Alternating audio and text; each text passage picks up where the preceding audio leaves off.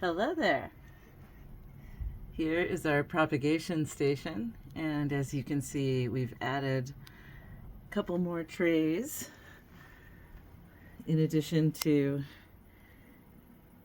the tomatoes and peppers that I showed you before. And over here in this one, the Swiss chard has won the race to be the first sprouts. Yummy. And then on the next row down, we're doing this other thing. We bought a bag of barley, whole barley, not rolled this time, and so we wanted to see if it was viable for sprouting. And yes, indeed, we can make fodder with I think it's a 50-pound sack.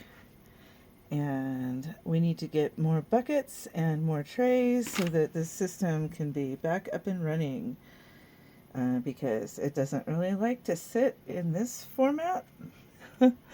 It's kind of sprouting, but not like it sprouts in these. These have a hole in the bottom and a catchment tray system. This is just sitting soaking in water. So this is it's like more fermented.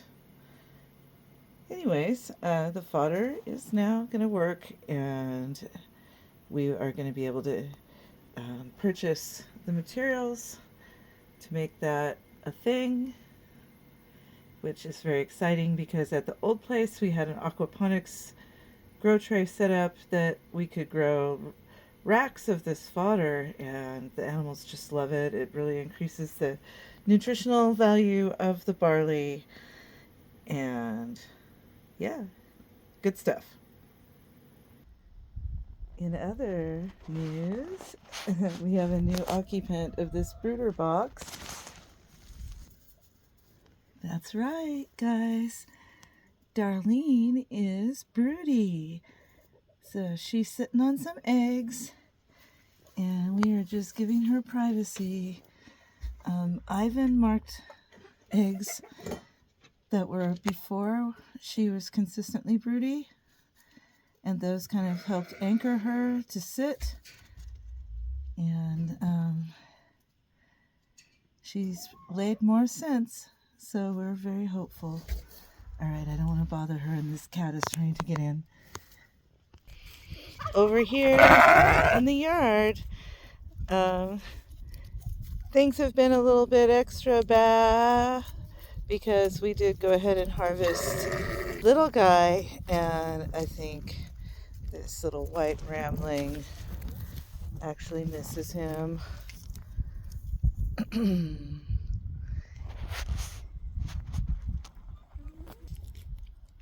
And over here in these rows on the end here, we have our first sprouts. So there are, let's see if we can find that. Spinach. And these are either radishes or beets. I can't remember. I didn't put tags on those. But there's several of those coming up. So I'm loving that. What about this side? All right, so I looked up and down this row and nothing is germinating yet. I'm gonna check out the front fence. Let's see what we've got. All right, no, there's nothing growing on this row. Even though the cat is trying to plant cat seeds, unfortunately. And I did go ahead and plant this up with snow peas and snap peas, and then beets here on the end, right along the corral. And then these cold season grasses are going crazy. There's several kinds, and alfalfa.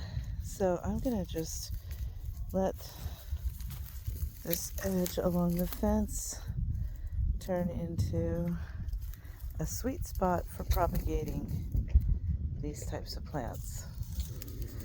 Because if I can get that to spread just outside and then onwards, we'll have a lot more greenery during the cold season here. And update on this row of onions is they are looking good under their mulch. And that's the same with, I think, all of the onions.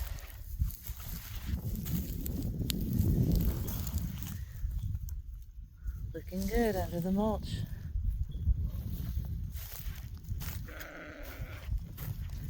Over here,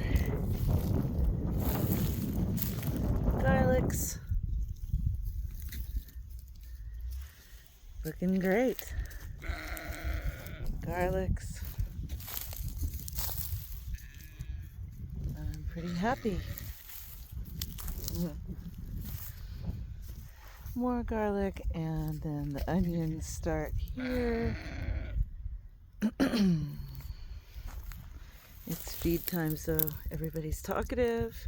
I thought I would show you these things before I feed. And yeah, every row of onions and leeks is coming along great.